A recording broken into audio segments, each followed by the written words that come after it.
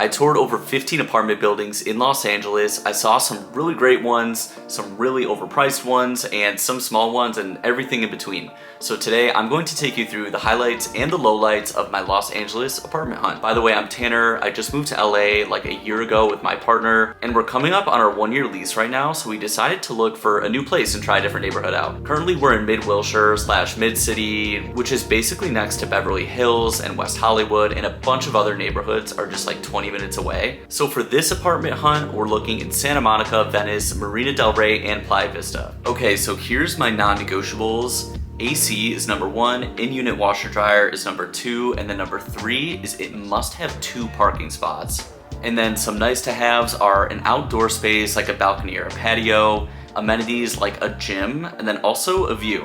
And again, those are nice to have, so it doesn't need to have it, but like, if they could, that would be amazing. Also, our budget is anywhere from $2,000 up to $3,500 if we really want to push the limit. And I know that sounds expensive, but when you split that between 2 people, it ends up being about like $1,800 a person after your rent and bills for the month. Now I'm gonna show you guys an apartment in each location, and I'm gonna let you know the pros and cons of each. All right, first apartment in Santa Monica is gonna be Pacific Plaza. This one is really cool because it's right on the water, literally like overlooking the beach. And I didn't even realize it was apartments at first. I thought it was like condos. So 1 bedrooms in this building go for about $3,200 and up, and it's about like 600 to 700 square feet. So a little bit on the smaller side, but still a decent size. And the pros were it's an insane location. Again, like I said, it's right on the beach and has amazing views of the beach. You have potential for like a balcony and things like that. It's like relatively updated, and they literally have free valet parking for your car, which I thought was a pretty cool feature. The cons for this one was there's no in-unit washer dryer and there's no central AC. Also, it is pretty expensive for not having those things, so it kind of made me think twice about it. And if I'm being real, the laundry room was literally in the basement, like in the parking garage, which just sounds annoying, especially if you're on like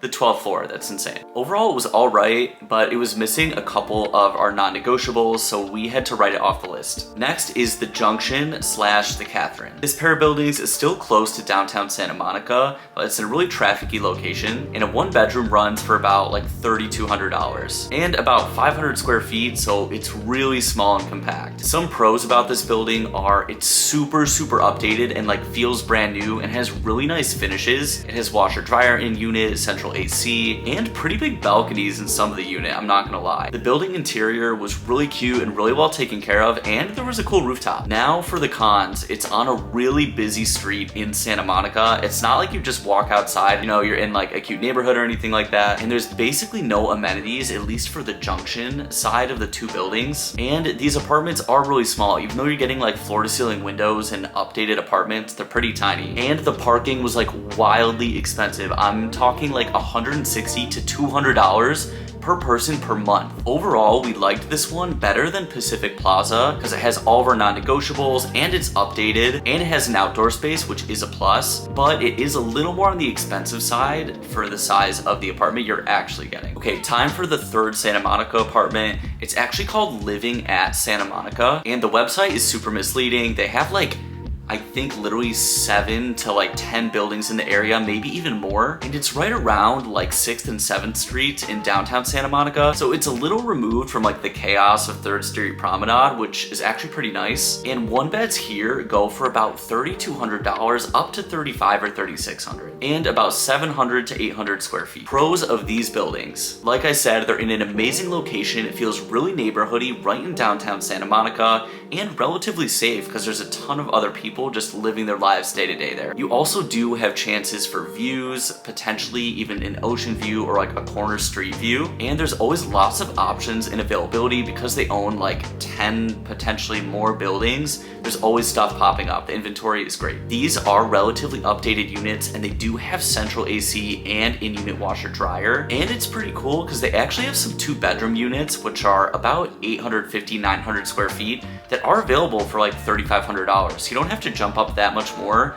to actually get a 2-bedroom here if you want it. And some of these do have the option to be rent controlled, which is really amazing. So that means the price is not going to go up very much year over year if you really like living there. And here's some of the cons. So views are not guaranteed with this one. You could have a balcony that could literally be facing like a wall, kind of like the one that we toured. And the 1-bedroom units could feel a bit small, to be honest with you. Slash, amenities are not guaranteed with these. So one building could potentially have a rooftop. The other may not even have a rooftop. One of them could have a gym, but generally they don't have any amenities. You're really just paying for the apartment here. To be honest, this was one of my favorite complexes throughout my whole apartment hunt, so I would totally consider moving to this one in the future. On to the next neighborhood, Venice. Okay, the first one is called Windward Village in Venice, and it's super close to the beach and like the main area there that's really iconic. And they had some really cool units. We specifically looked at some lofts here. These units go for about $3,200 for a studio loft, up to $3,400 for a 1-bedroom loft. And the pros are this. So it's an amazing location, really close to Venice Beach, and it seems like super chill there. Like you could just like walk out the door, in a few minutes you're on the beach. The lofted layouts were really great, and they were actually updating ones that hadn't been updated before, and some were recently renovated, and it was just a really cool space and like had some like Venice charm to it. The cons of this one were, unfortunately, there's no washer dryer in unit and no central AC. Also, because of these reasons, it seemed a bit expensive for like what you're actually getting for the place, even though it did have a saltwater pool, so that was a nice amenity. Overall, I really loved the specific units in this one,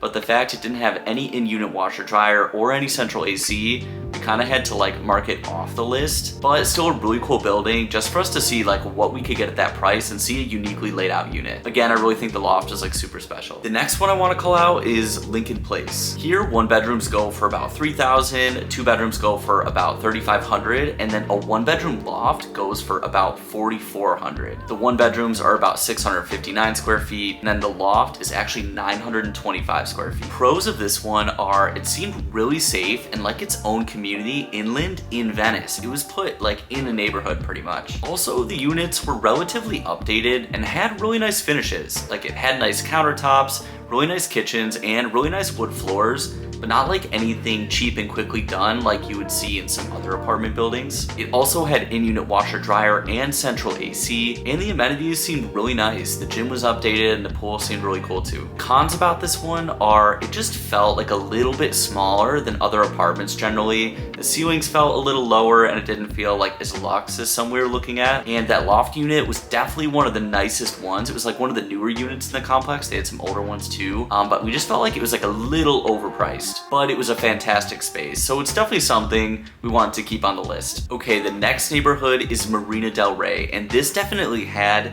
the widest range of apartments we looked at. The first one I'll share is called Mariner's Village, and this one is kind of iconic because it's way at the end of one of the basins out on the main channel, so it has insane views of the main waterway that leads like into Marina Del Rey. 1-bedrooms are starting at $3,200 for about like 763 square feet. And here's some of the pros. Again, it had a really great location with amazing views of the entrance to Marina Del Rey, and it had some really pretty like facility areas. So for example, there's some like protected birds and really cool fish in like the common areas between all the buildings in the complex. But I would say that's where the pros really stopped with this one. So here's the cons. None of these units had any in-unit washer dryer or in-unit AC, and they hadn't been updated literally in years. A ton of old carpet in there.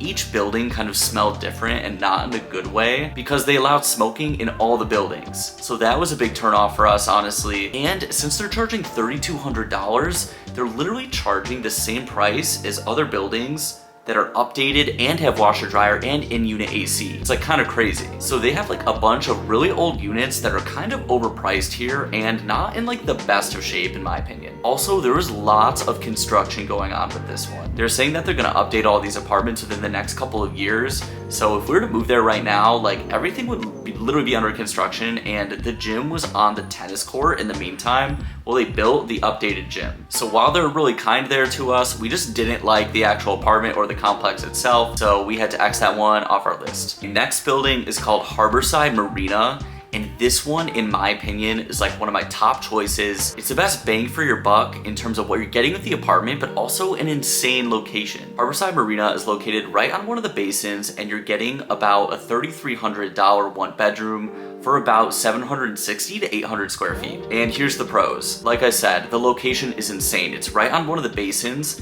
and for that reason, almost every unit in the building has a balcony and a view of the marina with all the boats. The amenities like the pool are also right on the marina overlooking it. You can see all the boats from the hot tub and the pool and the gym, and every unit has an in-unit washer dryer and central AC. In addition to that, the apartment had like a really cool nook in it, so it made for a unique layout with a ton of space. And the balcony was really sizable too. Now here's the cons. They only had room for one parking space for the apartment. They couldn't even get you a second guest space if you wanted it. So for us, that was really important, so we have 2 cars. Also, they have very low availability, so only a couple of units were popping up, and they were kind of getting more expensive also. Overall though, this was truly one of my favorites, like we toured in our whole apartment tour. Okay, so this next one is literally one of my favorites, but it was a little above our price range, honestly. It's called the Neptune Marina, and it's so bougie, but apartments are literally starting at like 38, 3,900 there on the lower end, maybe.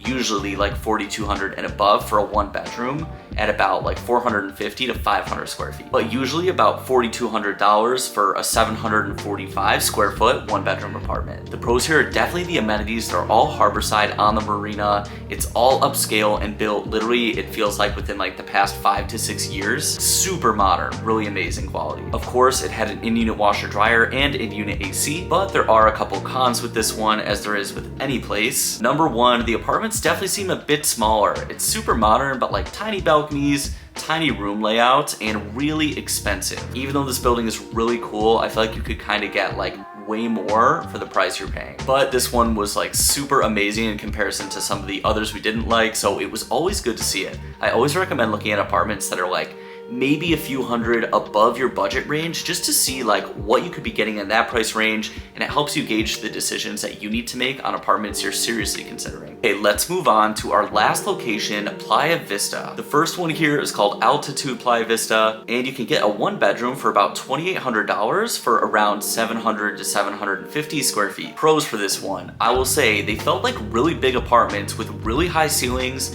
and the finishes were really nice. All of them also had in-unit washer dryer and central AC, and they even had outdoor spaces too. Some cons about this one were first the location. This was like inland Playa Vista, really right next to the 405, which is like a massive highway. So not the best location, but it was sectioned off from it. It was just kind of located in like this corporate office park type thing. So it seemed really quiet and dead there. Like it's not a neighborhood you want to like hang out in and like go out to dinner and all this kind of stuff. It was like very quiet. Also, while the apartments felt relatively big with high ceilings, I started to realize that the layouts were not optimal. There was so much space in the kitchen, but it was just awkward enough for like, what else are you gonna put in your kitchen other than a table? It's not like you're gonna have your living stuff in there. So I felt like a lot of it was just wasted with this like open layout for the kitchen. So while initially it checked our boxes of washer dryer, central AC, and it was like on the cheaper side of our budget range, we had to write this one off because the neighborhood wasn't the best and it wasn't an optimal layout. We really couldn't fit like our desks and other things we wanted in there. Okay, the final apartment we're gonna chat about today is called the Avalon Playa Vista. 1-bedroom start at around $3,000 for 650 square feet. Pros of this one, it's a better neighborhood than the other. It's kind of like closer to the beachy and water area, and there was some restaurants and stuff around like that, but it was still very low key. It felt like it was on a side street, really nothing going on out there. The apartments are really updated and it had a cute layout with a resort style pool,